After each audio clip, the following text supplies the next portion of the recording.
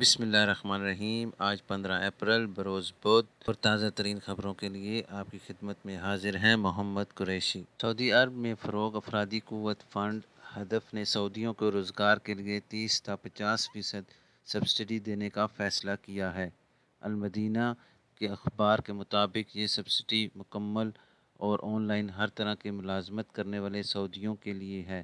یہ سبسڈی تمام نجی اداروں کے مقامی کارکن کے لیے بھی مقرر کی گئی ہے۔ فروغ افرادی قوت فنڈ کے مطابق وہ سعودی شہری جنہیں 1 جولائی 2019 کو ملازمت کے لیے تعینات کیا گیا ہے، یہ سبسڈی مؤثر باماضی ملے گی۔ سبسڈی نئے ملازمین کے لیے بھی ہے اور مستقبل میں تعینات کیے جانے والے ملازمین کے لیے بھی مقرر کی گئی ہے۔ سبسڈی کی کم سے کم حد 30% اور زیادہ سے زیادہ حد 50% ہے۔ سعودی ملازمین کی تنخواہ کا 30 تا 50% 2 برس تک اس فنڈ سے دیا جائے گا، بشرطے کہ سبسڈی والے ملازم کی تنخواہ 4 سے 15 ہزار ریال کے درمیان ہو۔ فروغ افرادی قوت فنڈ کے بیان میں مزید کہا گیا ہے کہ سعودی مرد و خواتین کے ایسے اداروں کو 10% اضافی سبسڈی دی جائے گی جو خواتین اور معذوروں کو ملازمت دیں گے اور جو چھوٹے شہروں میں ملازمتیں مہیا کریں گے۔ اضافی سبسڈی درمیانے اور چھوٹے سائز کے اداروں کو بھی مہیا ہوگی۔ انتہائی حد 50% سے زیادہ نہیں ہوگی۔ لیموزین کمپنیوں کو ہوم ڈیلیوری کی اجازت۔ قومی لاجسٹک کمپنی کی جانب سے سعودی عرب میں لاک ڈاؤن اور کرفیو کے دوران ہوم ڈیلیوری سروس کو مزید بہتر بنانے کے لیے مختلف تجاویز پر غور کیا جا رہا ہے۔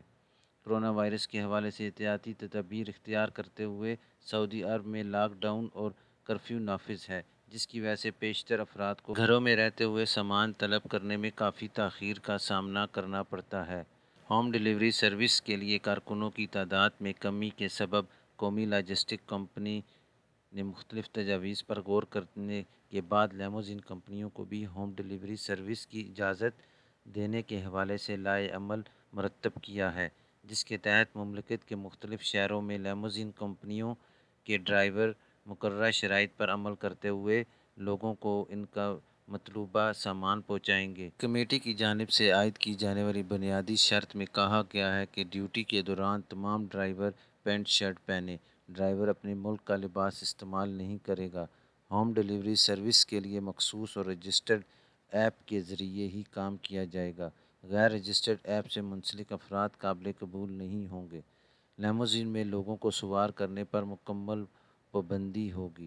جو ڈرائیور خلاف ورزی کرے گا گناہ کا مرتکب ہوگا اور اس پر کرفیو اوقات کی خلاف ورزی درج کی جائے گی، جس کا جرمانہ 10,000 ریال ہے۔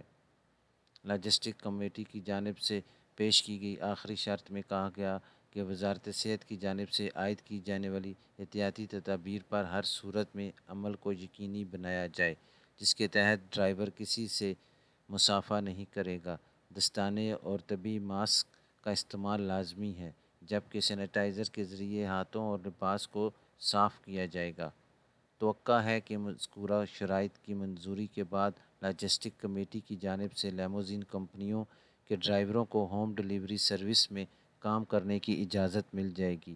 واضح رہے، مملکت میں سینکڑوں لیموزین کمپنیاں کام کر رہی ہیں، جبکہ صرف جدہ میں ان کی تعداد 500 سے زائد ہے۔ لیموزین ڈرائیورز کی اکثریت پاکستانیوں پر مشتمل ہے، جس سے لیموزین سروسز پر پابندی عائد کی گئی ہے۔ اس شعبے میں منسلک افراد بے روزگار ہو چکے ہیں۔ مدینہ میں کرونا وائرس کے متاثرین کم ہونے لگے۔ سعودی عرب کے شہر مدینہ منورہ میں کرونا وائرس کے نئے متاثرین کی تعداد میں کمی ریکارڈ کی گئی ہے۔ سابق ویب سائٹ کے مطابق منگل 14 اپریل کو مدینہ منورہ میں مصدقہ متاثرین کی تعداد 50 ریکارڈ کی گئی، جبکہ 7 کورونا سے صحت یاب ہوئے۔ مرنے والوں کی تعداد 4 بتائی گئی ہے۔ مدینہ منورہ میں کرونا سے متاثرین کی تعداد 829 تک پہنچ چکی ہے۔ ان میں سے 29 ہلاک ہو چکے ہیں، جبکہ 11 صحت یاب ہوئے ہیں۔ سعودی وزارت صحت نے اپنے بیان میں کہا ہے کہ مدینہ منورہ ریجن میں کرونا وائرس سے متاثرین کی مجموعی تعداد 853 ہو گئی ہے۔ ان میں سے 813 ایکٹیو کیس ہیں، 29 کی اموات ہو چکی ہے اور 11 صحتیاب ہوئے ہیں۔ سعودی عرب کے مشرقی ریجن کا دارالحکومت دمام کرونا وائرس کی تعداد کے لحاظ سے مملکت کے شہروں میں اوپر آ گیا ہے۔ دمام میں منگل کو 69 نئے مریض ریکارڈ پر آئے ہیں۔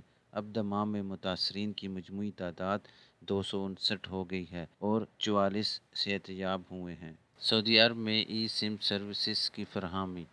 سعودی ٹیلی کام کمپنی ایس ٹی سی ضروری بین الاقوامی ضابطہ کار اور شرائط پوری کرنے کے بعد سعودی عرب میں ای سم سروسز کی فراہمی کے لیے جلد ہی ایک مقامی پلیٹ فارم قائم کرے گی۔